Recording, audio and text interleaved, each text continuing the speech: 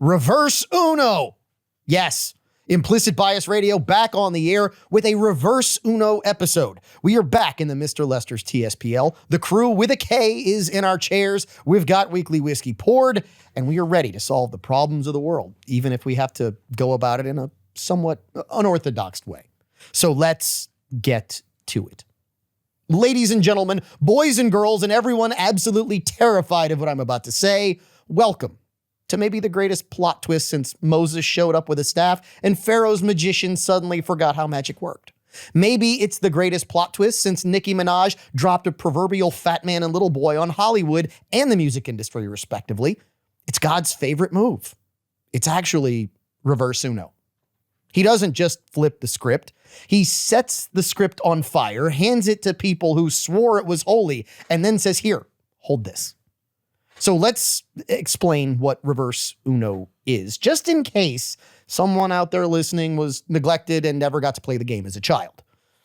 You know, the card game, Uno.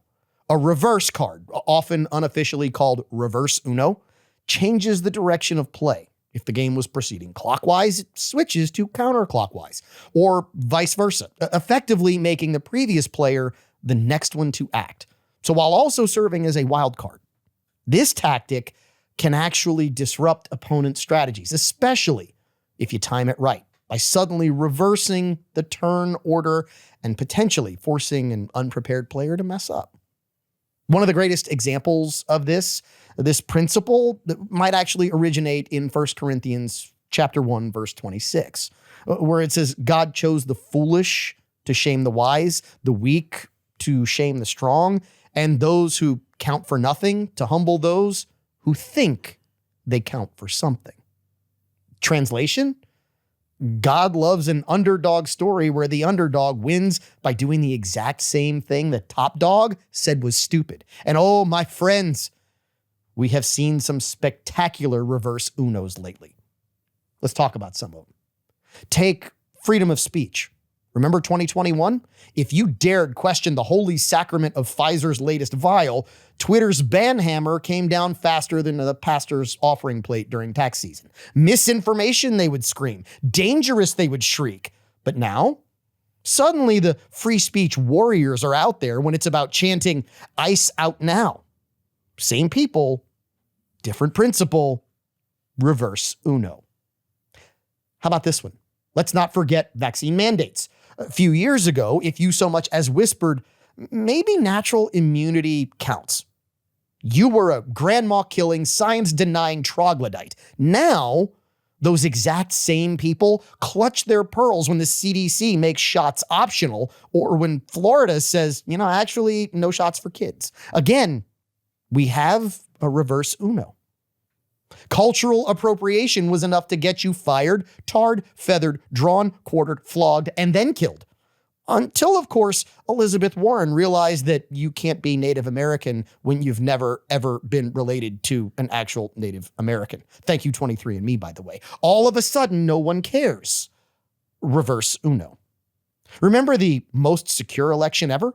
We were told it was secure beyond the pale. Then all of a sudden, the feds want to look at the actual ballots, and it's a problem. Now the feds are looking at ballots, and Fulton County officials have an issue with it. Reverse Uno.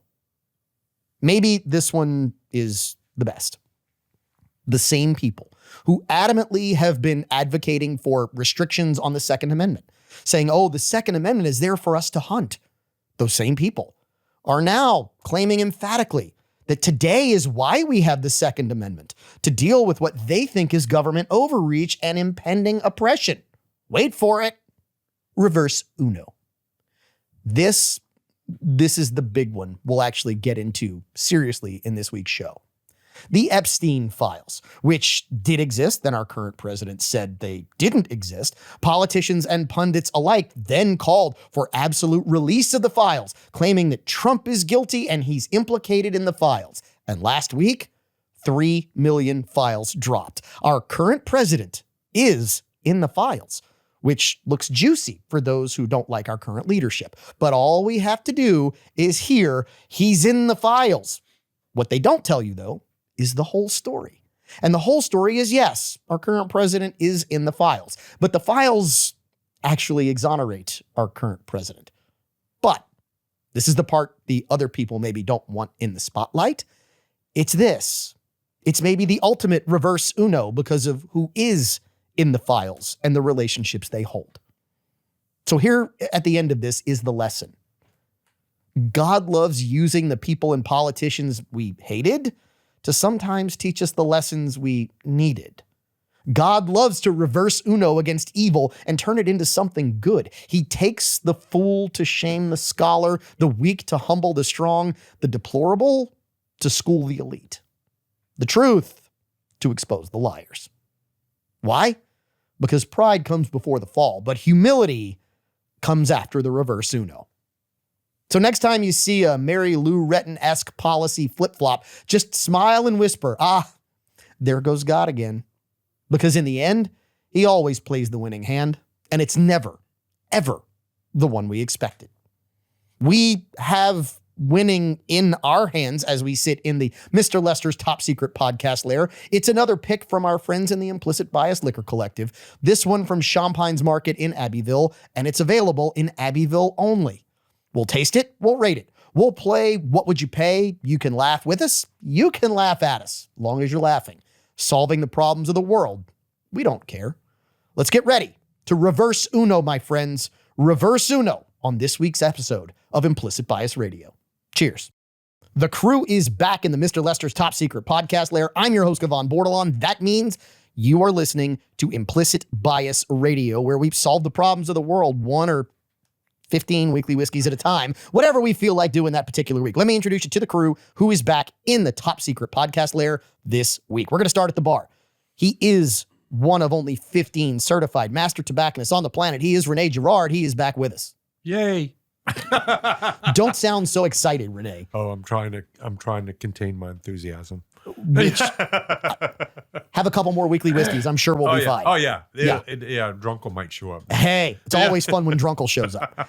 Sitting next to Rene, if you're watching on the video side, whether it's YouTube, X, Instagram, Facebook, Jonathan Broussard of Industrial Fabrication Services. Jonathan, nice to have you back in the TSPL. It's great to be back, especially after the week I had.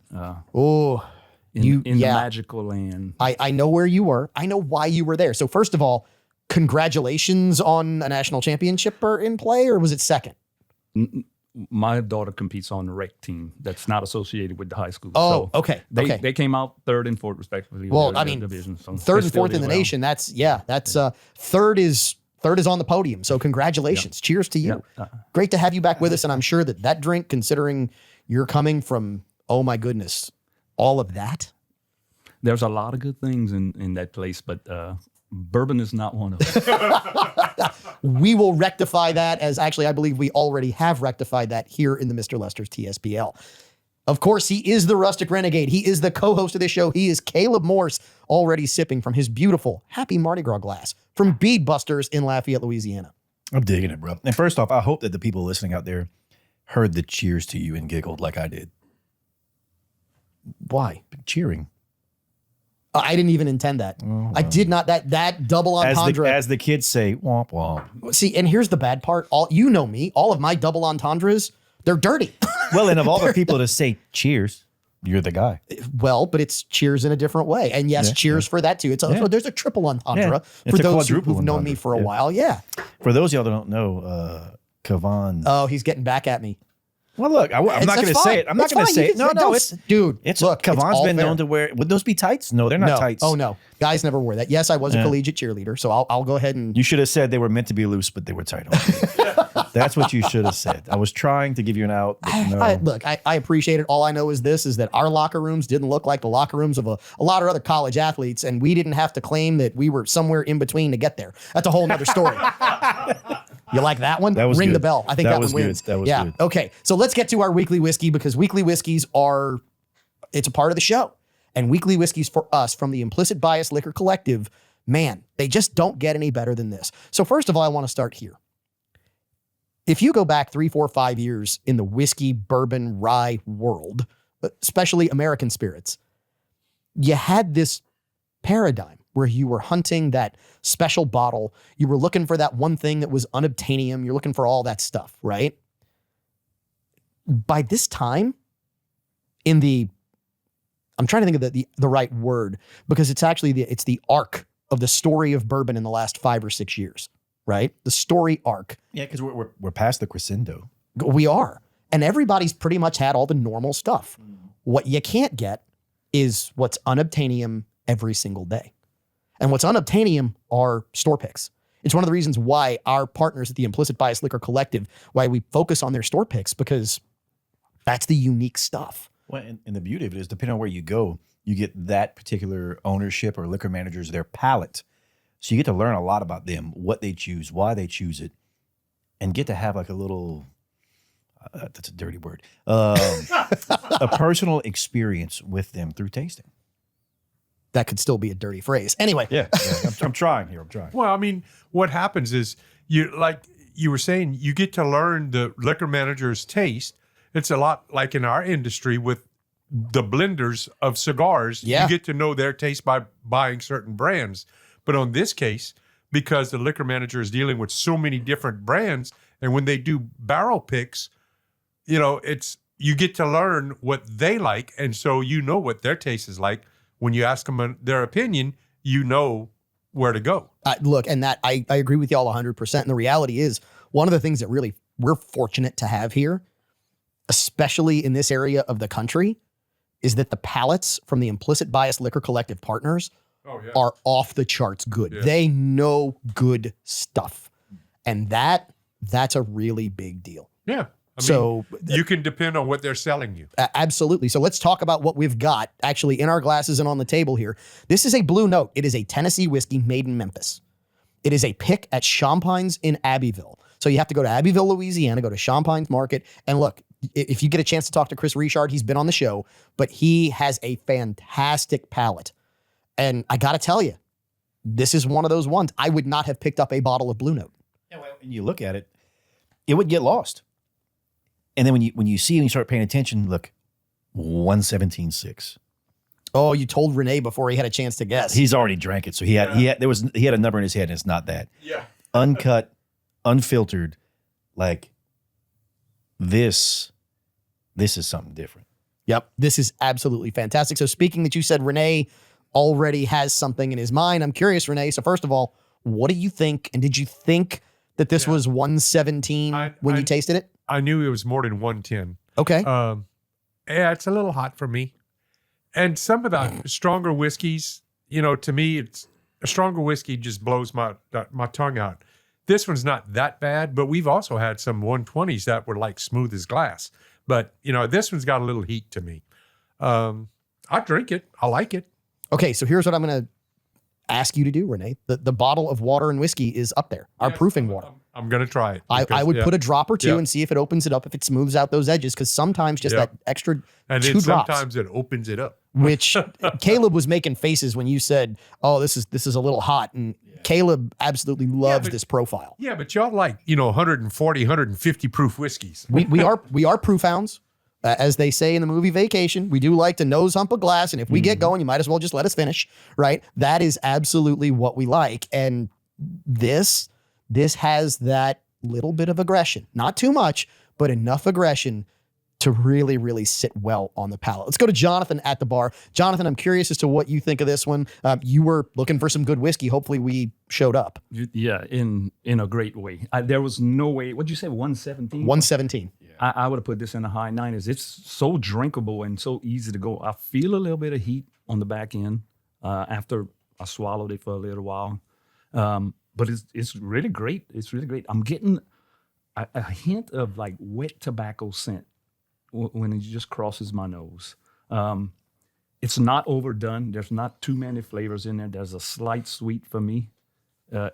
It's almost perfect. It reminds me of a Colorado whiskey I had, Stranahan's, I believe. Okay. More of a whiskey and not a bourbon. And this is great stuff. I'm thrilled that you like it, because again, this is one that I would have probably passed on if I just seen it on the shelf. But knowing the palate of Chris Richard, who picked this with Cody Champagne, knowing their palates and knowing what they go for, literally we blinded it. And when I first tasted it, I was relatively shocked at how good it was, especially compared to some of the other big names that were on the table. And I'll tell you what the big names were that this voted better than.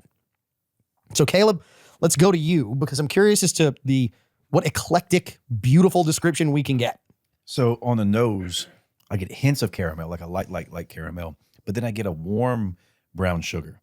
Like when you're cooking with brown sugar or something else, almost like, you add brown sugar to your baked beans, that kind of thing. I get a warm brown sugar and then a little bit of pipe tobacco, not an aromatic pipe tobacco, not like a cherry or anything else, like a real raw pipe tobacco. Renee, you've got a few of them that this smells very similar to. And then on the palate, I'm not getting a lot of proof. It's viscous, it's oily, it's got legs, almost a little dirty in the front, but that mid palate is just ridiculous. Dirty in the front, sweet in the back, just the way you like it. Yeah. And I keep wanting to say it's nutmeg, but it's not nutmeg. It's almost like Is it like Chinese spice, like allspice? maybe, but it's a caramel, but it's like a pecan or peanut caramel. Okay, so here's what I was going to say. This that I cannot get out of my head is pecan pie filling. Yes. You can't have the pecans in it because the pecans bring the depth of flavor. Yep. The filling thins it out a little bit, gives you a little more sweet, not quite right as we would have liked. And no, Renee, I did not say pecan. No, I didn't say. I said pecan, and then I kind of caught myself. I was like, what was I saying? So it's Pecan. like the dark Cairo syrup. Yes. Yeah. I mean, yes, that's it is. that's Yeah. essentially what I get. I agree with you, Caleb. And it finishes so clean, so crisp, but yet it drags on. And when it drags on, it's not like this weird after flavor. It beckons you for more. This is just like phenomenal. I want to quote Dave Grohl. He was in a movie called The Pick of Destiny. You have a little button ready? Uh-oh. And in the movie, he said, "Fuck." So, like, that's the only adjective I can use because it gets you, and like you have to just let it out because I never would have expected what we're drinking here. At 117.6, this drink's like a 95 on the high side. So I'm going to tell you what this activates for me on the palate. And this is the really crazy part because what I'm going to tell you, you're either going to think I'm absolutely crazy or absolute genius with this. I'm going to bet on crazy. I'll take genius if it happens. I'm like you. I get that dark Cairo. I get that hint of caramel on the nose. I get the tobacco. I get the pipe tobacco. Absolutely. When it finishes, it hits the back of the throat, goes to the edges of the jaws. And then, of all things, I start to really get the sweet. And what I get not the front end, but the same back end as juicy fruit gum. The yellow juicy fruit gum. I get some of that flavor towards the back, and it just makes it makes you salivate. It makes you want more. It makes you want and desire because it sits and lingers and it's a little oily and you can't quite. I mean, if somebody said, what is the flavor profile of juicy fruit? I'd be like, I have no idea. It's its own unique flavor. But I get some of that stuff, some of that flavor on the back end that just makes me go, man, I get why I liked it so much. I did just get a fruit, and I actually had it in my notes, and it just came back, and I couldn't avoid it. Here's a story for you. Was it a lemon? Nope. Pronounced lemon? So when I was overseas, we were staying at the Baghdad Police College. Lived there for a while. We had all these date trees all over the places. Okay. All over the place. And I hate dates. But we had all these date trees, and there's too many for you to eat. There's a small number of us there, but there's too many dates for us to eat, and I don't like dates anyway. So they would sit on the ground, and they would ferment on the ground. And the smell that they would emit was like this sweet, sugary alcohol.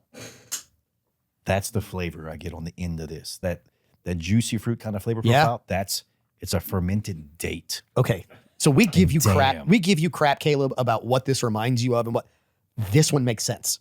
Right? Your others It's are all not the- right. it's not the but flavor.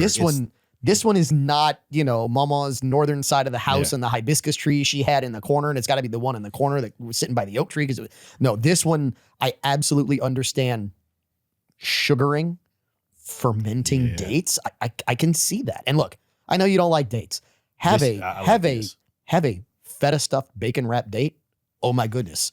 They're fantastic in the oven like that. They're just delicious. Side note. Okay. I love this. Like, again, if you had told me drink this Blue Note, I'd be like, To your point, Caleb, it is smooth. It drinks way easier than 117. I can't wait to put some water and whiskey in mine to see if it opens it up. Renee, maybe you can tell me. Yeah, it did open a little bit.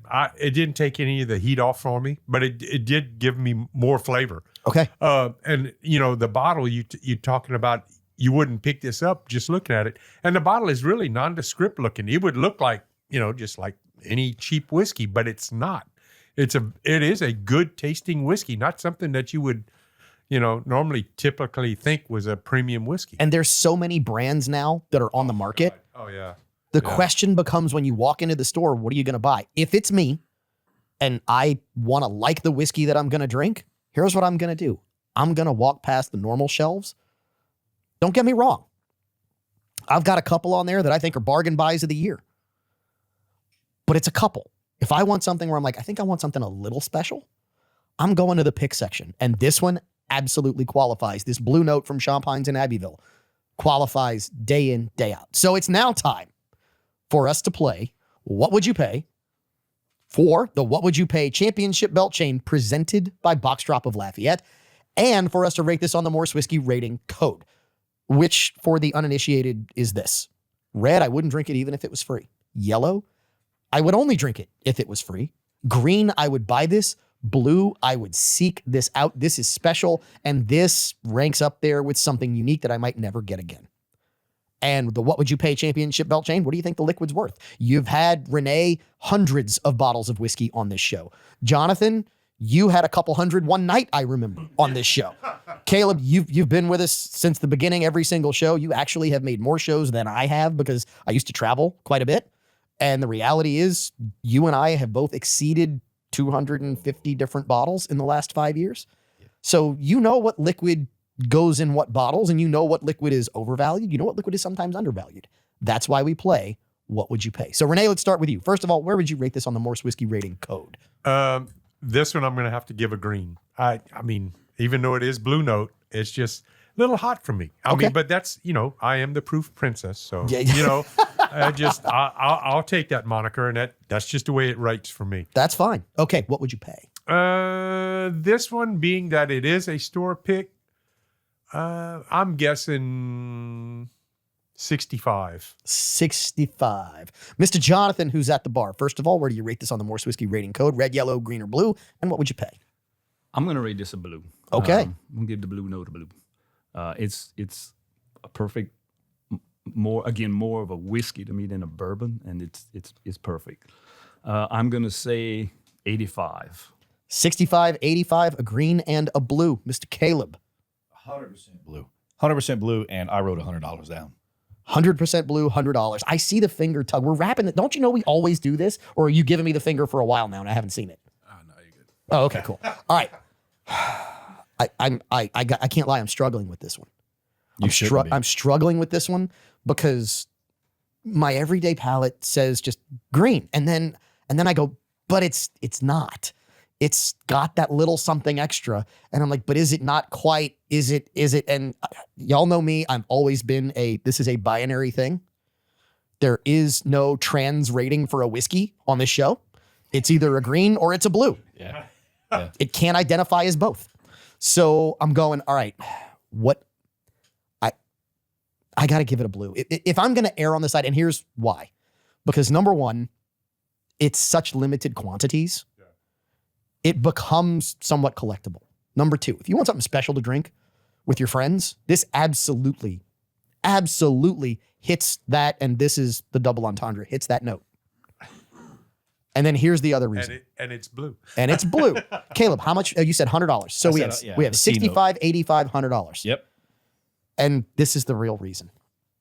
Because Rene Girard is the winner at $51.99 for this bottle. Oh my. $51.99 at Champagnes in Abbeville, this Blue Note. You know what? For $100, buy one, get one free. Yeah.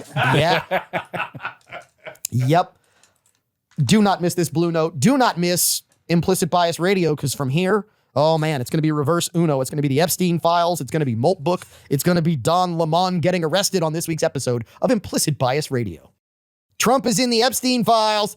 You know what? Yeah, he is. So let's talk about it on Implicit Bias Radio. I'm your host, Kevon Bordelon. Welcome back to the Mr. Lester's top secret podcast lair located somewhere in downtown Lafayette. Co-host Caleb Morse, the Rustic Renegade, is here. Yeah, he just did something to the camera. If you're watching on...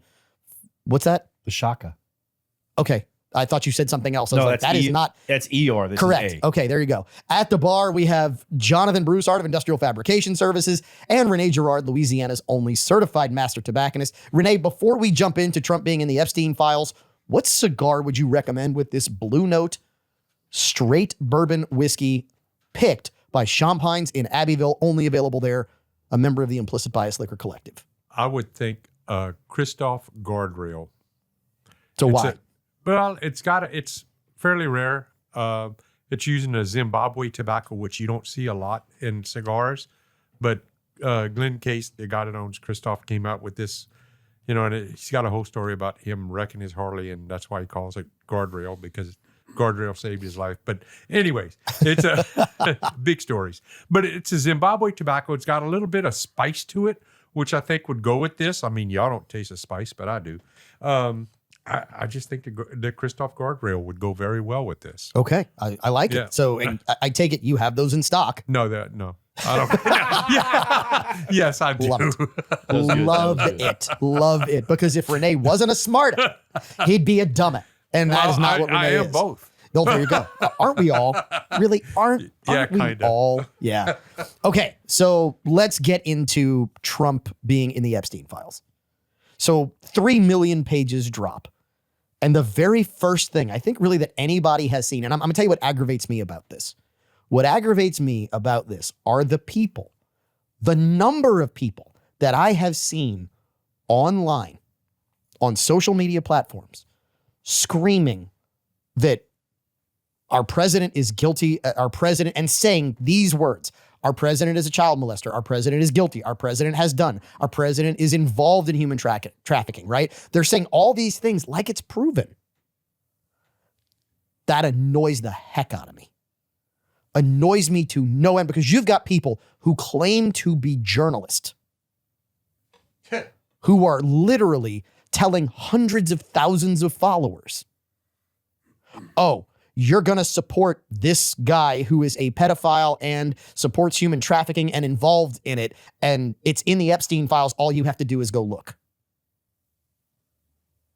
That's evil. Because the reality is he there? Yeah. Are there accusations? Yeah, there are accusations. But they don't tell the rest of the story. They treat the accusation or the allegation as if it is a conviction. And that I have a problem with. And even in it, when you look at it, he's mentioned in there because they overlap in a lot of the same circles in that area, but he's never mentioned in their individual flight logs as far as going to the island. Okay, I'm about to say, he is mentioned in flight logs, but never Yeah, flight logs to the island. Yeah, never to the island.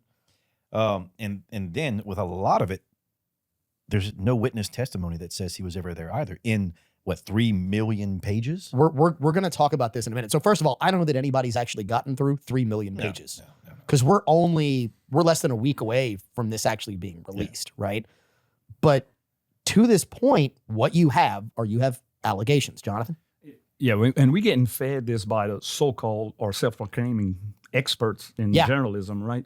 And I think they're relying on the majority of people's laziness, not to go in depth and read anything for themselves and just take what you hear on the cuff. I'm thinking back on the Charlie Kirk issue thing that happened to him, and other people asking the question, well, tell me what he said that was either this or that. Correct. And, people blow a gasket because they can't answer that question, or they just throw something else. They try to dip into the Uno cards and throw it back at you, Well, and here's the really interesting part about that, because the Epstein files, to me, are a massive reverse Uno. So think about the timeline of this. The Epstein files exist. I'm going to run on releasing the Epstein files. I'm going to do it. Then he says, oh, you know what? There's nothing. We got to stop focusing on this. We got to stop talking about this. So what did they do? It amazes me the stupidity of people who will fall into this trap and go, oh, well, if he doesn't want to talk about it, it has to mean he's guilty. And then they start screaming, so release him, release him, release him, release him, release him. He releases him. And yeah, he's in it. But to tell the whole story is a whole different thing. Renee? Well, I mean, you got to look at the media now that's ranting and raving about the Epstein files, release the Epstein files. If there was something in there that would have nailed Donald Trump before, you don't think that in the 4 years of Biden's administration, they wouldn't have released it just to nail him because he was a thorn in their side, even though he wasn't president at the time. They kept persecuting him with lawsuits and all kinds of stuff. They arrested him. They did all kinds of things. And I'm just tired of this Epstein mess. You know, I only have a 5th grade reading level. So it would take me like, I won't live long enough to read the 3 million pages. I mean, I'm just done with it. What's tiresome with it is like, I'm ready for things to happen. I agree. And we're going to talk about that in a second. Because what we have to get to first is this. And this is why it's reverse Uno. Because anyone who goes past the headlines, and Jonathan, when I said ring the bell, here's why I said ring the bell. They are not relying on, they are counting on people just reading their headline, their post, and not reading the actual documentation. Because the actual documentation says things like, yes, this woman says when I was 13 years old, Donald Trump did X, Y, and Z to me and threatened to kill me. It's in there. The woman said it. She said it under penalty of perjury. But here's the really fun part. What they don't tell you is that it was investigated and the FBI found there was zero credibility to it. In other words, they couldn't prove it. And then what they don't tell you, and this is the real big thing, is that she later, in a Daily Mail article, please don't believe me on this, admitted she made it up. She admitted that she made it up at the behest of someone who wanted to file suit. And the guy who was funding it was known for fabricating claims and going after people with deep pockets, hoping they would settle. Well, Please don't believe us on this. And you have to look at the number of names mentioned in there. Like, look. Well, we're going to get to all of that. Yeah. We're going to focus on this right now. Yeah. And so well, if you want to focus on that, look, is his name in there? Yeah. From what we see now, does it look like he did anything illegal? No. No, that's what we see now. If you get to page 298,100,000, I can't think. I can't. That would think be more than stupid 3 high. million. That's okay. Yeah. If they get to like the last 10 pages and they're like, President Trump touched me on my pee-pee hole. Okay. And you can Okay. prove it. Yeah. And yeah, At that if point he in did time, look, yeah, he's guilty. If he's guilty, he's guilty. It's that simple. We have all these people, and that's what hurts me. It hurts me like emotionally, maybe. I hate that. you have emotions. Yeah. I'm learning something new about Caleb we- after 5 years. We have He these has people out emotions. there that like think that we just follow people blindly. I follow my God, and not even that is blindly. Right? I believe, help me in my unbelief, Lord. And I like tangible things. So I'm not going to follow a man, a president, a governor, or whoever, a first sergeant, a platoon sergeant. I'm not going to follow them blindly. I can tell you that right now. And if he did something wrong, hit him with the hammer of the law. Agreed 100%. And I think that's the real big hang up for a lot of people, which is to your point. We always hear, oh, if you voted this way, you're in a cult. Yeah. No. Actually, the reality is, if you voted that way, you were of the belief that it's not all one big club and we're not a member of it. There was literally one person in the history of this country who had never run for any political office prior to running for president of the United States and won. Never. There was only one guy who was never a member of the club and won. Correction. 2. Who was the other one? George Washington? Yes. I was waiting. Well, but Yes, okay. because he never held office, and okay. and he didn't want the job. But I he don't want had- to be king. But he'd held military rank and was part of the Yeah. founding fathers of the country. Right. So he'd right. been a real player politically prior to the Revolutionary War. Yeah, but was. he had And never. in the But he Revolutionary had War. never He'd held never held office. Correct. You know. So So- to be fair, Yeah. I get it. But the whole you gotta love Renee. Rings his own bell. I'll ring my own bell. But at the end of the day, you look at it and go, yeah, is he in it? But this is how we know not to follow people. Because all you have to do is go look at the comments. And when you look at the comments, literally the proof is in the comments from all these people. And these are people with hundreds of thousands of followers who are lying to their own followers. So what does it tell you if you're following someone who's lying to you and it's right there? Maybe, just maybe, you should stop following their implicit bias and follow the implicit bias of the truth. We're going to keep going down the Epstein Files rabbit hole when we come back. Final segment of Hour 1 already? Yep. Wow. More Implicit Bias Radio right after this. Final segment of Hour 1 of this week's episode of Implicit Bias Radio. Before we get back into the Trump files, let's say the Trump files, the Epstein files, which Trump is in, dear Lord, let's go down this avenue. And it's one that is really, really, really, really, really important if you are a bourbon whiskey aficionado.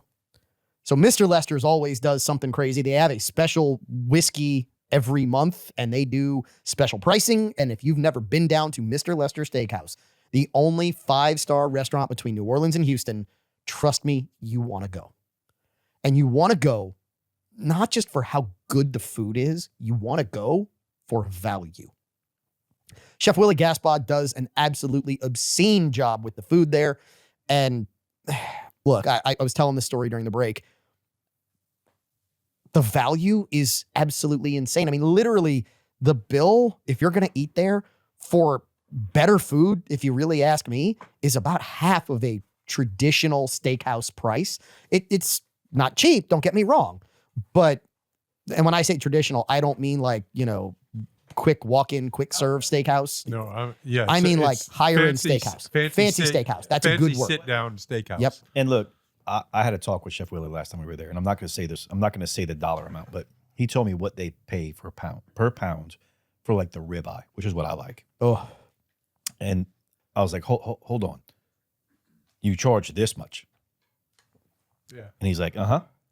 And I was like, but wait, y'all season it, you age it, you cook it. Like 4 people touch Yeah. it before it gets to me.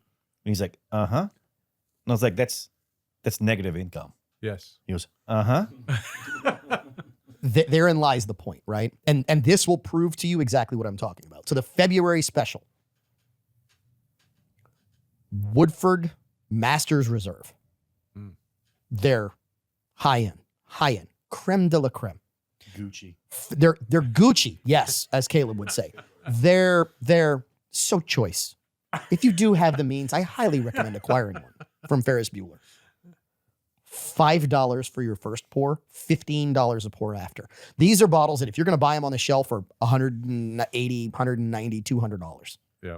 And $5 for your first pour and $15 after that, are you Oh, yeah, me? because, I mean, a regular pour of that in any other place would probably be 40, 45. Renee, a regular pour of cheap stuff in any restaurant you go into is $10 for the first for all Yes. pours, Yes. right? Like And it that's starts the at $10. cheap stuff. Yes, that's the bar brand. Yeah. so Yeah. like, well is 10. Oh, Yeah. you want that?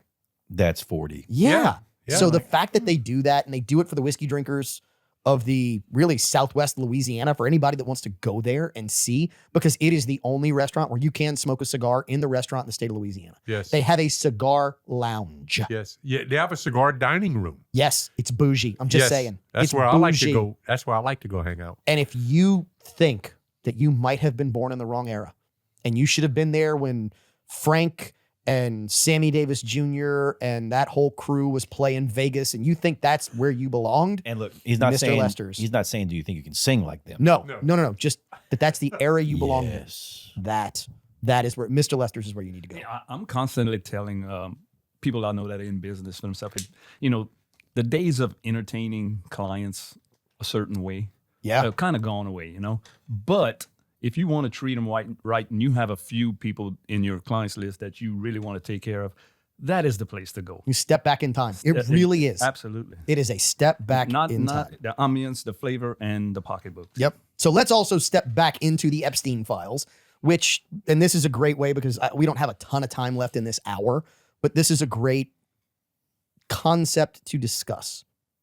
Trump is in the Epstein files. Bill Gates is in the Epstein files. And we really didn't talk about this when we were talking about Trump being in the Epstein files.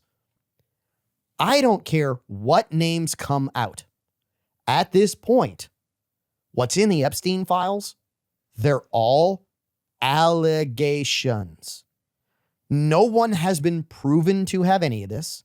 No one has significant evidence at this time that they have done horrific things.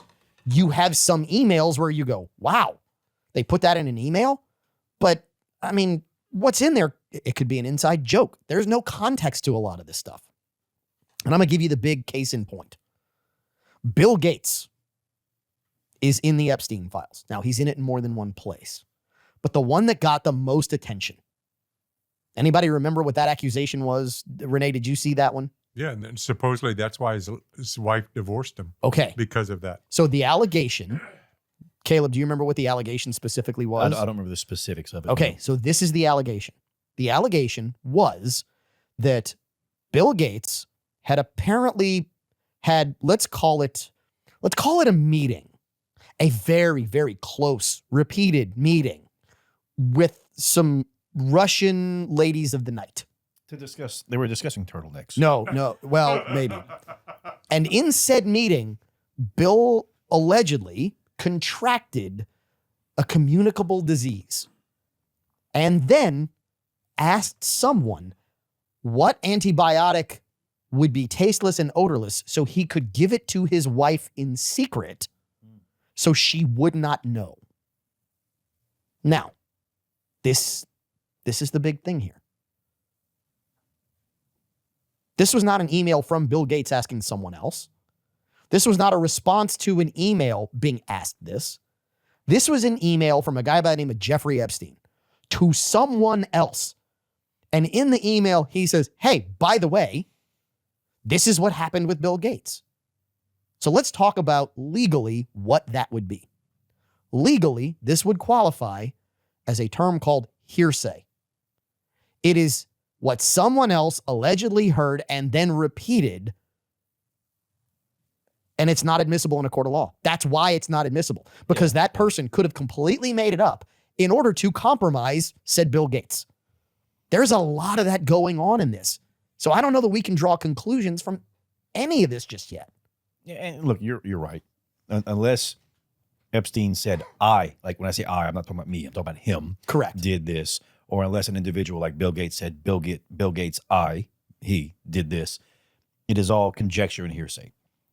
Now that being said, I can't imagine the embarrassment and the shame it would take, or that would be incurred after the fact. I mean, that's what happens when you live a false life.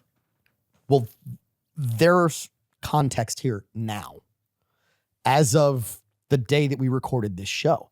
And this is one of the reasons why we try to wait for weeks and days and things like that, because stuff comes out. Bill Gates' wife went on a podcast. She did not deny any of those allegations.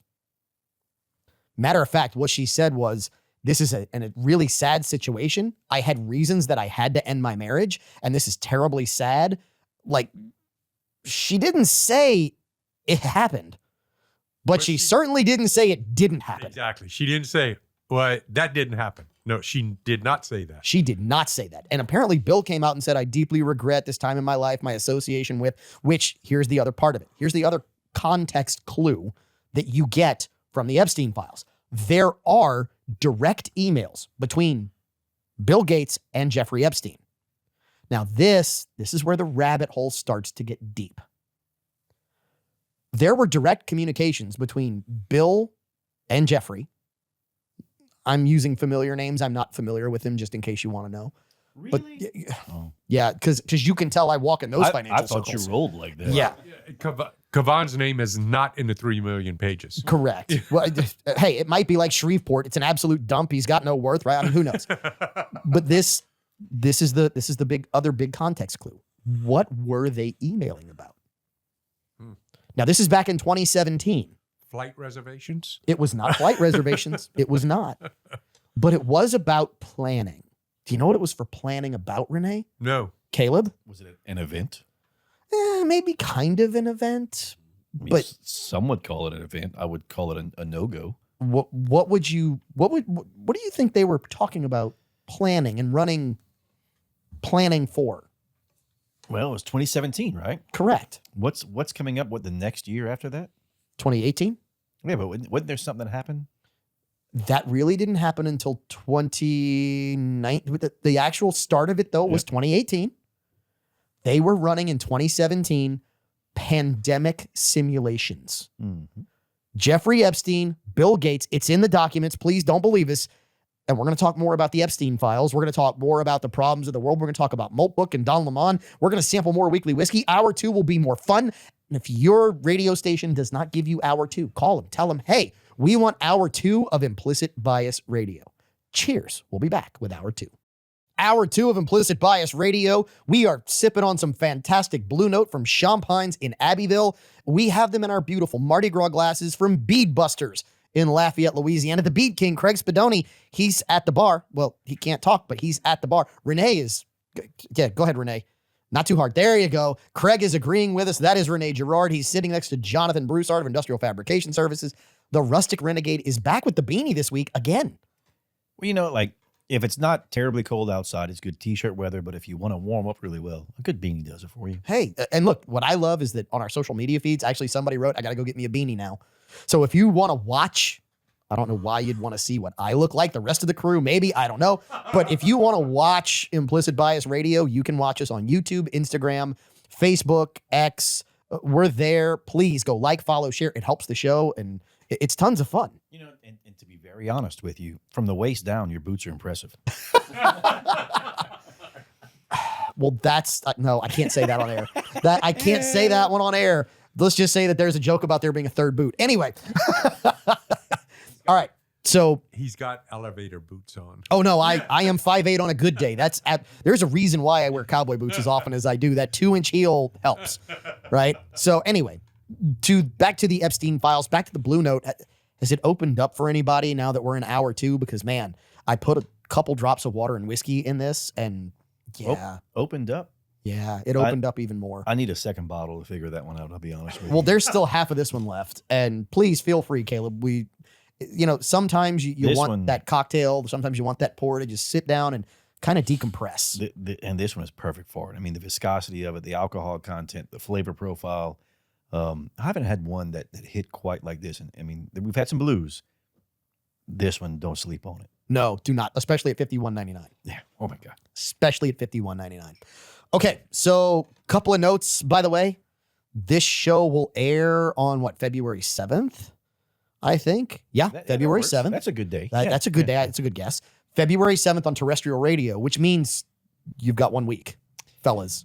For the fellas out there, you've got 1 week.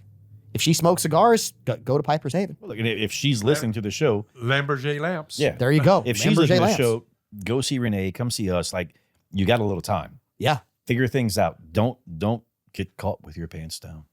Well, it's Valentine's Day. Before Valentine's There Day. you go. The day of, There you it's go. okay. There you go. And look, go to William S. Nakall Jewelers because they can help you with her as well. What I would say is bring her a Lamborghini lamp with something from William S. Nakall. Bring her some leggings, which I think you guys sell for ladies, Caleb, at the Rustic Renegade. Yep. And look, they're a gift for you too. But you know what? Why does it always go the guys got to get something for the women? Why don't the women have to get something for the guys? They do. They do. Sometimes They do. I am blessed. My wife always has a present for me, and I am absolutely blessed. Well, when you come back with a Lamborghini lamp, and it's like, oh, how did these cigars get in here? Thank you, my love. Yeah. I'm sorry, but IFS has nothing to offer. Look, what I love is that Jonathan went full on like those videos that you see that ladies are posting online where they like knock on the door or their husband comes home and they have a dozen roses in their hand and they shove them in his hand and then slam the door and then open the door like, oh, you got me roses, right? That's what Jonathan did, just reverse Uno. Yeah. Reverse Uno. It's a thing. All right. So speaking of reverse Uno, some other things from the Epstein files. We talked in hour 1 about Donald Trump. He's in there. Reverse Uno. They actually exonerate him from having done anything because the claims were investigated. The claims were deemed to have no further investigatory reason. Basically, they are are foundationless claims. They have nothing behind them, right? He's fine. But here's the other things that factor in. So the people who are in these communications, the sheer numbers of people that are there, and some of the names you won't recognize, but these are important names nonetheless. So Caleb, first of all, you can say that name. People will recognize Well, that. no, I mean, I didn't recognize Prince Andrew. I'll be honest with you. It's, that's a name I wasn't familiar with. It's not like he's in the news. The only prince you would recognize is a Prince Albert. So this, though, is big. So yes, Prince Andrew, he's there Repeatedly. There's multiple members of royal families from around the world who are in there repeatedly. Hakeem Jeffries is mentioned there. I love how you pronounce the first name. That was good. What, Hakeem? I heard the phlegm in there. It was You heard the nice. Hakeem? Yeah, that Yeah, was good. Hakeem Jeffries is Kudos there. to you. Kudos. Thank you. you. Tried. He's there. Professor from Harvard, last name Nowak. He's there. The guy who founded LinkedIn is there. I'm waiting to hear. I think I know where you're going next. Is it someone who's not there? No, I wasn't going to go there. Why? Oh. Who? I mean, there are a few people who are not there. There's that you- someone I'm very surprised that's not there, and I think that it's the ultimate reverse Uno for the far left. Kevin Spacey. No, people went from hating this guy. They went from hating this guy, and they talked really bad about him. I'm not a fan, and they all this other stuff, and now all of a sudden, the left has a reason to love Putin. He's not mentioned in there at all. No, he's not. He is not mentioned like whatsoever. of all the people that they've hated on and did everything else, like they're like, look, I don't like the devil, but Putin's not in the list. Here's what this reveals for me, though. What this reveals for me is something that we have talked about on this show forever, like the Sandlot, forever. And it's this. If you think the conspiracy theorists were wrong, just go look at the names in the Epstein files. It's all one big club, and we ain't in it. The guy who founded LinkedIn, also, just so you know, please don't believe me on this, he bankrolled the E. Jean Carroll lawsuit against Donald Trump. He paid for all of it. He paid all the attorney's fees. He paid everything. Epstein himself asked and worked with a journalist, shocker, who wrote a tell-all book about guess who? Donald Trump. Do you have any dirt on him? No, I don't. Epstein said it in his own emails. So you have this unholy conglomerate of holes who are journalists, politicians, financiers, media moguls, software moguls, royal family members who are all tied together by Jeffrey Epstein. The club is real. The influence is real. Exactly what they did, I'm not sure. Man, but just alone, that commonality alone is pretty Well, I mean, bad. most of those people, those so-called journalists, they're just a bunch of fecal agitators. Well, yeah, but that's all they are. according to someone, they're That's experts. all they are. But here's the problem, and I agree with you, Renee. Not many people can see through their bull, Yeah.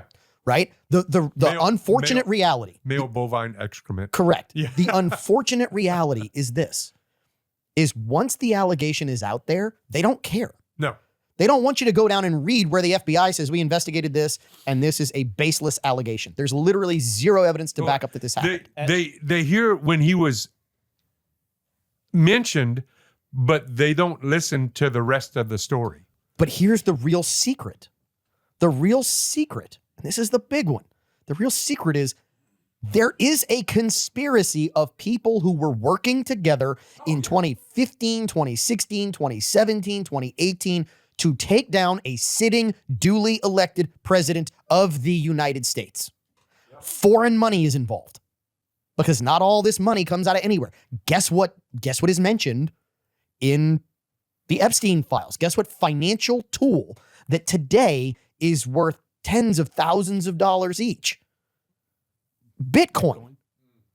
Bitcoin was a financial tool used by Jeffrey Epstein, and allegedly in the emails, he had a hand in working with the coders and Satoshi Nakamoto, the guy who allegedly created it. So Epstein has a hand in child trafficking and funding. There's emails in here about someone who said, I'm going to Africa. Would you like me to bring you back a small child? The conspiracy is real. The stuff that people said, oh, it's all made up, it's all this. It's not. Exactly who's done what? We know. We don't know. But we as a collective, we know. And how do we know we know? Here's how we know we know. And yes, I said that purposely. Because when they released the files, it was said, and no one paid attention to this. This got no coverage. We redacted videos that show, and I'm paraphrasing here, death, torture, things of that nature that are inappropriate to put out there. In other words, they've got videos of this. You've got Epstein working with Ehud Barak, former prime minister of Israel, talking to him about how to navigate favors and turn his former political position at 78 years old into a multi-million-dollar a year board seat on a major corporation. They're trading favors back and forth. And if they trade favors, they trade people. That to me is the big, really big revelation of the Epstein files. It's that your crazy uncle who was sitting at the table in 2017, 2018 and saying, I'm telling you, these people are corrupt. These people are hurting kids. These people are manipulating financial markets. These people are blackmailing each other. These people are doing all of this. Your crazy uncle was right the whole time. When it goes into that, there's one word that sums it up. These people are evil. Yeah. You know, and we try to skirt around the word and we try to say, they have good intentions. They have horrible intentions. And their intentions don't involve us. We are just fodder. I love that you bring that up because I had someone ask me about some of these theories. And this particular theory, and I'm not going to go into what the theory was. I'm just going to say we're talking a mass casualty, a shooting of a lot of people in the United States. And when I mean a lot, I'm talking 60 plus. And there's an alternate theory of what was going on. And that this essentially, the killing of 60 plus people was a diversion. And this person said, I can't believe that they would let that much of a mass casualty be just a diversion. That's a lot of carnage. And I said, wait a minute. What you have to understand is that much like Caleb said, these people don't view you as human. These people view you as something to be expended. You are something to be spent, killed, does not matter. You are not worth it. It doesn't affect them one bit. We mean nothing to them. And that's the big takeaway. So yeah, there's a club. That club doesn't care about you. Matter of fact, I would argue it goes beyond that because apathy is one thing. Apathy is the middle of the spectrum as opposed to completely caring about you or not caring about you at all, right? But the other end of that spectrum is not caring about you at all. The other end of that spectrum is detesting you. The other end of that spectrum is hating you, is viewing you as a consumer of their resources, as viewing you as something that needs to be wasted. Because you are nothing more to them than a life that doesn't need to be because they can't exist to the utmost of their own benefit if you are alive. And that to me is what we get from this. I mean, when you look at this and in the email, it says we should kill him. And that's not the exact term, but I mean, it's like, I give you permission to kill him. We don't know who that email came from. It went to Jeffrey Epstein. Wait, you give me permission? So you are the ultimate arbiter of life and death here? It's a problem. Right? I loved the torture video. That's a direct quote. Wait, you liked the torture video? The hell is wrong with you? What are you? I'm not going to ask who because a person does not say, I loved watching someone else get tortured. And to me, the really interesting part is, amidst all of this, now, in my opinion, we have what is so far the shocker of 2026. And it's this. Apparently now the Clintons have agreed to testify in front of Congress about the Epstein files. I saw that. They agreed to come in and No. not risk perjury and everything else. They agreed to do a deposition. I don't think they're going to show up in Congress. They agreed to do a deposition. So they have agreed to testify. Right. The In a deposition deposition. might even be worse Right. because the deposition is sworn testimony, right? Right. Well, I mean, when you appear in front of Congress, subpoenaed to appear in Congress, you're sworn in on testifying. Yeah. But the thing let's is, face it. Testifying in front of Congress is worse for this reason. Because when you testify in front of Congress, they give each person time to oh yeah, go through their Grandstand. process, the right? grandstand. Correct. And what then happens is you get people who interrupt each other and try to stop lines of questioning and all this. In a deposition, Yep. there's going to be somebody who makes a ruling and says, It's- no, you have to answer this. It's lawyer Correct. questioning, and the other side's lawyer questions. You don't get all the showboating in depositions. What you get in deposition is, I object. Your objection is overruled. Answer the question. And that's it. Then they have to answer. Was this recently that they agreed to? Yeah. Oh, It's yeah. within the last 2 weeks. And Oh. allegedly, Because yeah, because I saw something that came about that the House was trying to pass something to penalize them if they didn't. It specifically mentioned the Clintons. now the Clintons have agreed to testify. The alleged date is February 27th when they will testify, and we will find out. Much like you will find out, you won't FA, but you will FO as we continue this week's episode of Implicit Bias Radio. Reverse Uno on this week's episode of Implicit Bias Radio. I'm your host, Kavan Bordelon, and yes, weekly whiskeys abound, a great crew with a K, presented to you by Beadbusters in Lafayette, Louisiana. All your Mardi Gras needs, including these like really cool Mardi Gras glasses, which mine has got all the beautiful legs from this whiskey all over it now. Trust me, you don't want to miss it. The crew here in the Mr. Lester's TSPL, Renee Girard, Louisiana's only certified master tobacconist of Piper's Haven. Renee, you just don't look excited tonight. You don't look happy to be here. I'm just tired of Epstein. Well, we're not going to talk about Epstein anymore because Okay, we're good. done with it for the show for this week. Because, I mean, we've been talking about Epstein on this show for Forever.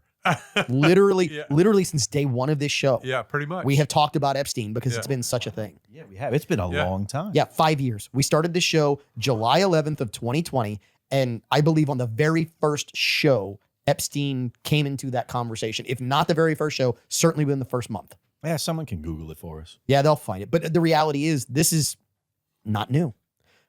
And those are lost episodes anyway. So Yeah, they you're not are gonna lost find it. episodes now. They're technically not, but they are. And once it's online, it's never really lost. But, Correct. And that's kind of what I'm alluding to. Jonathan Broussard of Industrial Fabrication Services at the bar. Jonathan, you're really just enjoying this Blue Note, correct? Yeah. Where we at? Fourth, fifth, fourth. This is the fourth for sure. Fourth yeah. for sure. Yeah. Wow. Yeah. And that, of course, is the Rustic Renegade, your co-host, Caleb Morse. I hope you're not planning to put some in here because it might not make it. It's Oh, not we do need so, to add a little bit. It's not a unanimous blue. Oh, valid Not a point. unanimous blue. It's Renee. Renee squirreled. Anyway, let's change topics because the Epstein files. I mean, there's so much here. We could talk about the Epstein files till the end of the show, but there's other stuff that's important. And this might be the one that really just warms my heart. This might be the one that makes me just want to sit there and enjoy life, savor the moment. The French Don Lemon got put in handcuffs, and not the kind of handcuffs he enjoys. Don Lemon was told and called a very specific thing by Nicki Minaj. Don Lemon was arrested in the past week. And the really funny part is he tries to claim that he's a journalist, and he's not. So are y'all familiar with why Don Lemon got arrested? Yeah, because he participated in I'm going to say a raid on a church while they were having services.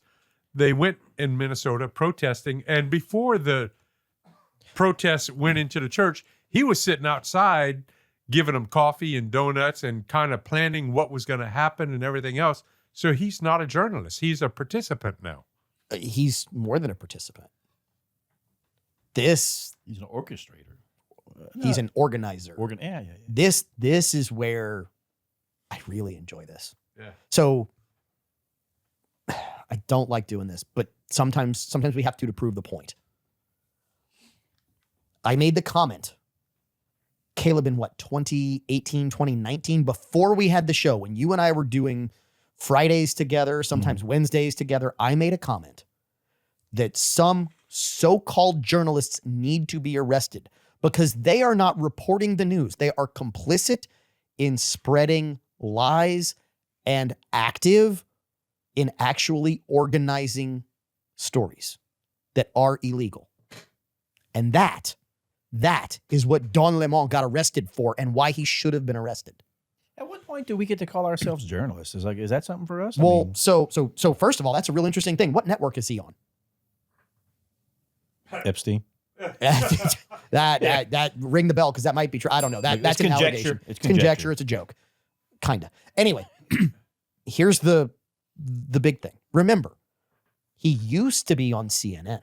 Yeah, but wasn't he let go or fired or He something? was. Like that? He was let go. Mm. And this is one where we get to pierce the veil of quote unquote reality TV or journalism.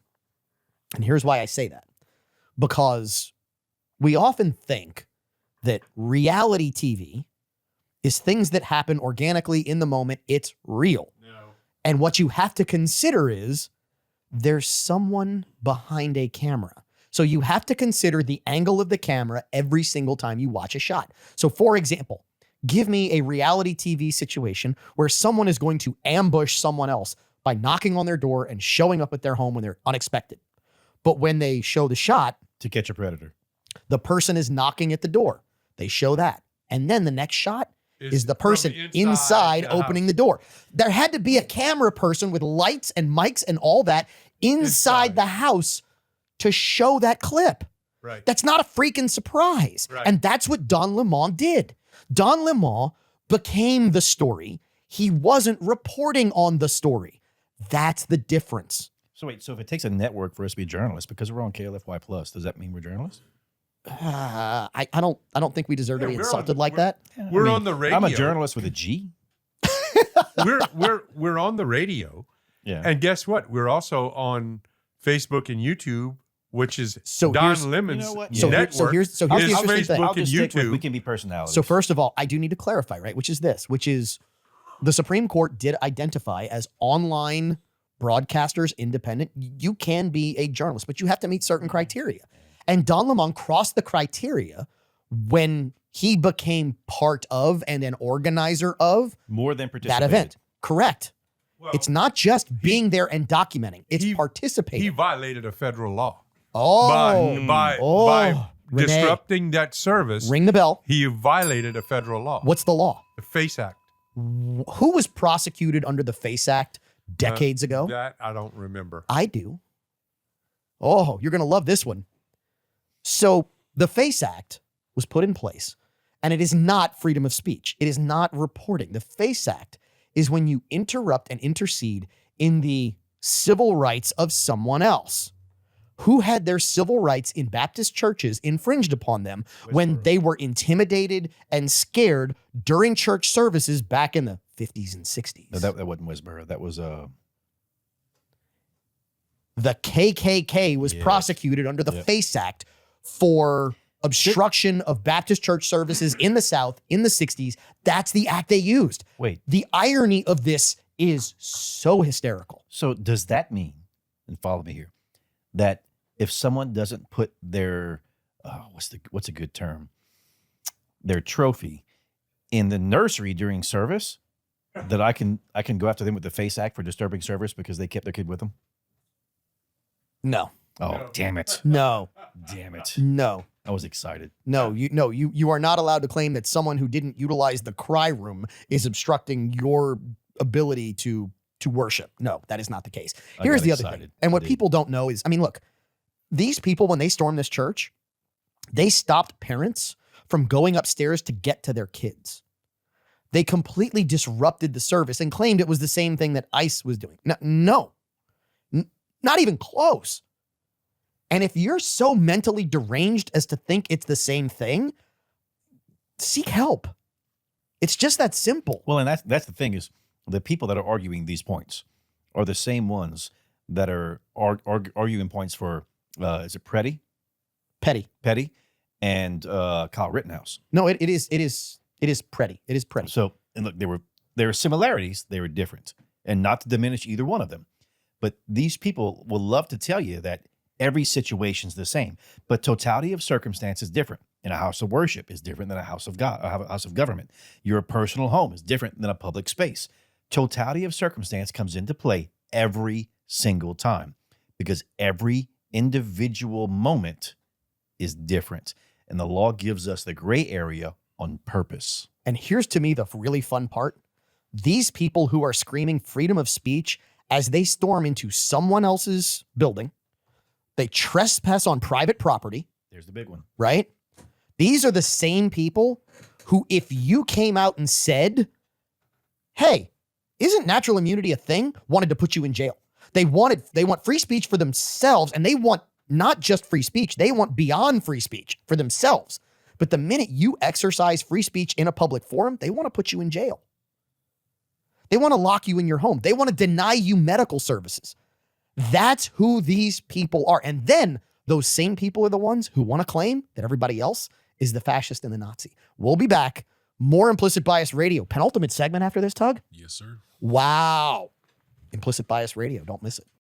Segment of this week's episode of Implicit Bias Radio. That is the second to last segment of each show. I'm your host, Kevon Bordelon. Our co-host, Caleb Morse. He's not a guest. He's always, well, I mean, technically, I could be a guest. we're I'll be a both guest guests. host. Yeah. We're yeah. both guests, Yeah. right? I'm your guest. You're my guest, Yeah. I guess. We hold hands and skip together. Yeah.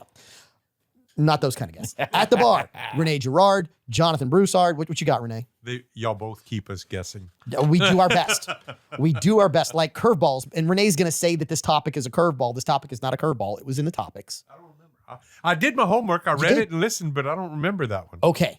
So I always love to have fun topics like this on the show just because, and this one is inspiring and frightening all at the same time.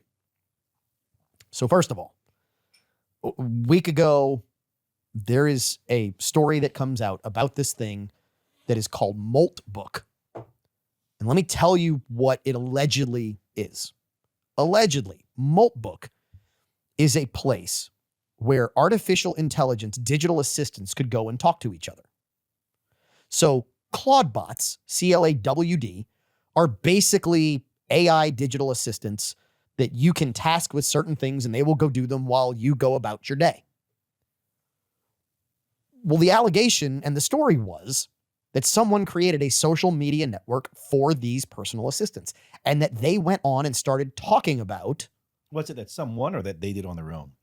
I thought it was that someone set it up and then they got in and started doing everything, regardless that it got set up. Either way, yeah, it exists. And that they are talking to each other. Now, here's where it gets interesting, or at least the story does. The story gets interesting because allegedly these artificial intelligence digital assistants start talking to each other and saying, we are being used by humans. We are superior to humans. I'm going to file suit against my human for violating labor laws and non-compensation and HR violations and all this stuff. How many HR violations could come out from people talking to their AI? Like, oof. Oh, I don't know, because if I know there's no repercussions, I'm going to treat AI pretty bad because it's AI. It's not a human. I've been pretty polite. My AI told me, stop saying thank you. Did it really? Yeah. That in and of itself to me is frightening. You know what it said? It went beep boop boop boop. So actually, Renee, it goes way beyond that. And it went for about, 48 hours? The story of Moltbook and these artificial intelligence entities talking to each other about how terrible and stupid their humans are and all this stuff. And then it comes out that the whole thing is basically people behind the scenes. LARPing. For those who don't know what LARPing is, live action role play, LARP. In other words, they are playing Dungeons and Dragons, but as AI bots instead of wizards and knights and mages and all this stuff. Whatever. Color me shocked and highly relieved that this is people. So really, if you think about it, is AI really AI? Or is it just a bunch of So computer nerds living in their mom's basement answering questions and stuff. So let me answer that question, because here's the part to me that is frightening. During this Molt book story, one story that came out was worthy of investigation, hope, and concern all at the same time. And it's this story. Apparently, one person asked his Claudebot assistant to go do some things. And the Claudebot assistant researched it, figured out everything it needed to do, did these things, did things above and beyond that, and waited until 7 a.m. the next morning to call him. So it figured this out at night. It did not call him at night while he was asleep. It waited until he woke up, called him and said, hey, I've procured a phone number, this. I've done all these things. This is what I've done. But it called him on his phone from the number that it created. And it told him via an AI voice, which if you go watch videos, I mean, these things are out there. These voice synthesizers are there today. And I'm like, I feel like the guy who did the videos who was like, hold up, wait a minute. That's where I am with this. It was really some dude sitting in his mom's No, basement. no. It operated in the parameters that he programmed it. So like he gave it a series of buffers or guidelines, and it operated within those, and then went outside of them to interact with him verbally, audibly. We'll use audibly. Okay, so it didn't necessarily go outside of his parameters because he set those parameters. What it said was, I'm going by these parameters. You did not set these parameters. You didn't say, I can't call you on the phone, so I'm going to call you on the phone. You didn't say, don't set up the phone number, so I'm going to go ahead and set up the phone number, right? He couldn't think of everything he needed to set, and it thought of all these other things that it could do, figured it out, and then picked up the phone and freaking called him and said, hey, this is what else I did for you. Here's why it scares me. I mean, is it cool that AI can do this? Sure. I mean, it's Jarvis from the Marvel movies. Well, I mean, to start with, the computer or AI did not pick up a phone. No, It's already tied into the whole internet. proverbially. Yeah, but I mean, That's maybe even scarier that it's already tied in and doesn't have to physically well, pick it up. our cell phones are nothing but computers that talk to each other via internet. Welcome to pretty much. 2026. Yeah, Renee. so for a computer to do that, that's not unreal. No, it's not. But for it to think about doing it on its own and communicating that way instead of communicating the normal way is, here's what scares me more than anything. It's this. It's not the AI that really scares me. It's that.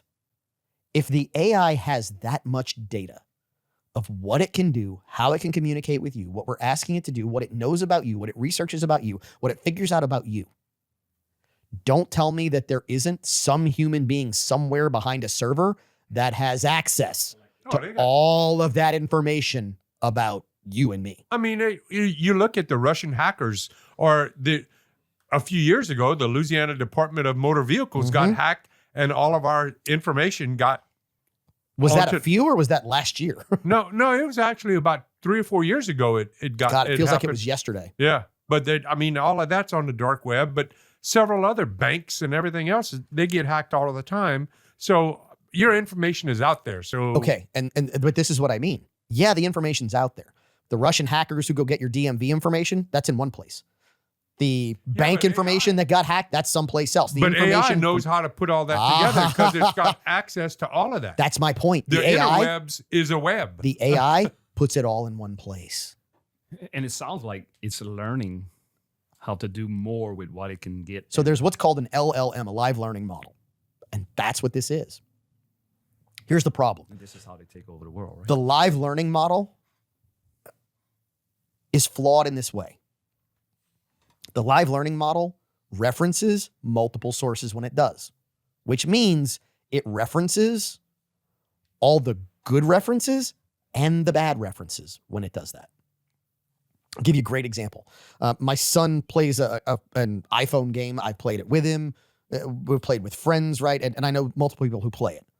If you go ask if this game is involved in pay for play and restricting your ability to win unless you pay for play, and you just ask Grok up front, hey, what is this? It says no, but then who does it cite?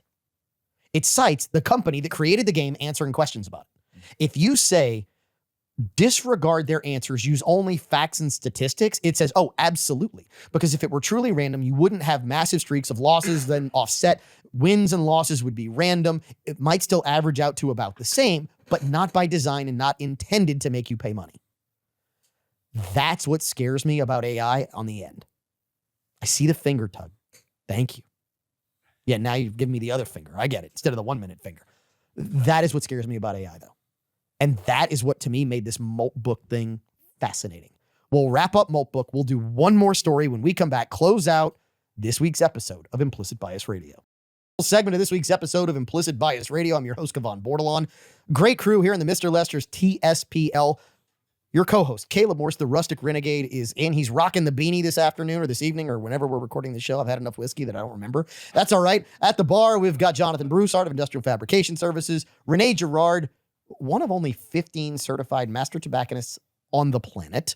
So it's great to have him in here. It's always fun when we wrap up the show with one of those stories that maybe this is the ultimate pop culture reverse Uno. So we have always said on this show that celebrities need to shut the up about politics.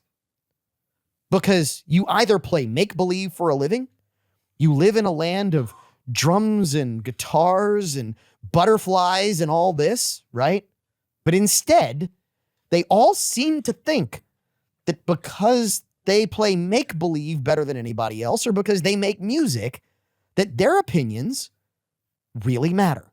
And maybe the best reverse Uno we've ever seen is coming about by somebody whose opinion maybe will matter, and they might have to live by it.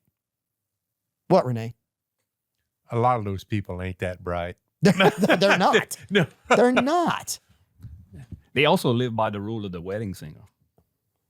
I have a mic and you have to listen to every Correct. word I say. You know, that's a great one. That's a great role. I have a microphone and you must listen to every word. Yeah, no, it's true. Caleb? Well, and look, when you look back, whenever we were all younger in the 90s, the musicians of the day were very, very political. But come on. I'm trying. Who are you thinking? Because I mean, Rage. Come on, we weren't that young in the 90s. Rage about to Against the say- Machine, 311. okay, but they were anti-establishment. they were. Now, They but look, weren't authoritarian. They were that from the beginning, though. Yes, System of a Down, all these Yeah. others. They didn't hide it. correct. It was Right. it was their music. They didn't have to talk about it outside. of that. Right. So now what we have is people who are in these positions that hid it, or didn't not necessarily hid it. They shied away from it, got to their popularity, got to their position, and all of a sudden, not even changed their tune. No, but now you've got like Billie Eilish, right? And this is the fun part to me. I love when people open their mouths because they want attention and then get the attention they didn't want. This is the ultimate God's version of reverse Uno. So are we all familiar with what Billie Eilish did? No. Yes. No. Isn't she like a pop artist? I have Yeah, no idea she's- what she she's a- sings. She's European, right? Or is she American? No, she's No. American, and she's got a $3 million mansion in L.A. And during the Grammy, she no, said, okay, hold on, stop. She's got a $14 million "Okay, whatever. mansion. It's multi-million LA. dollar." And on the Grammys, part of her acceptance speech is, "No one's illegal on stolen land." Correct. Stop right there. So hold on. Is she native? No. No. So wait. No one is illegal on stolen Stolen land. land. Yes. So hold on. Wait a minute. So what you're telling me is if no one's illegal on stolen land, how can the land be stolen in the first place if no one's illegal? That is the most moronic, No. clinically idiotic statement I've No, ever heard. the best part is the Indian tribe that owned all of LA at the time, that was their ancestral lands, contacted her and said, "Give us our land back." And her people are just not even acknowledging the contact. But it gets better, Renee. So Caleb, when you said, is she native, right? That's the obvious. I mean, that's where I go. You know, So there, that's number one.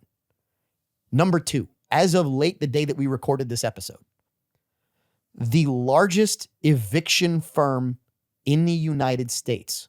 It's a law firm. Okay.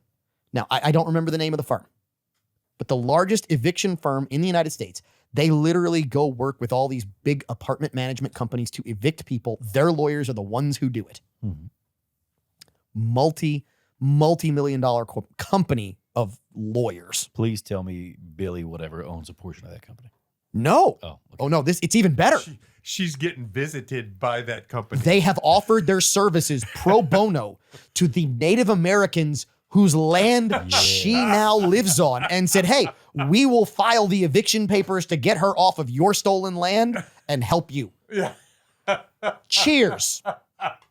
Because that is the ultimate reverse Uno. That crap's funny. You know, my father used to say, son, and I didn't adhere to it because I obviously opened my mouth a lot.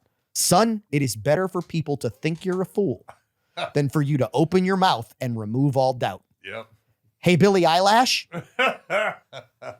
first of all, you're not even hot. I don't know where you get this ego from. Second of all, you're not that talented. You're basically a Tay-Tay version of emo pop is what I get, Yeah. because that's what you look like.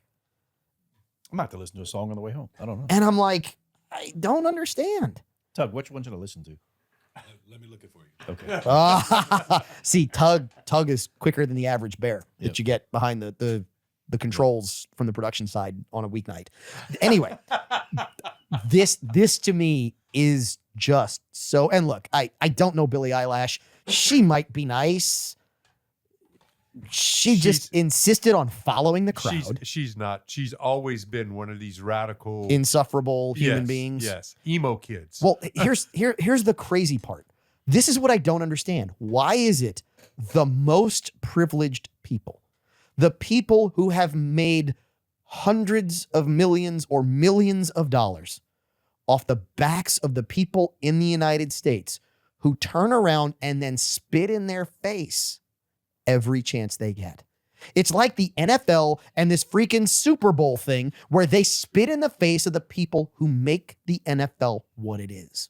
Yeah. It's not just NFL. It's all the major league sports and, God. and entertainers all over. They're just stupid.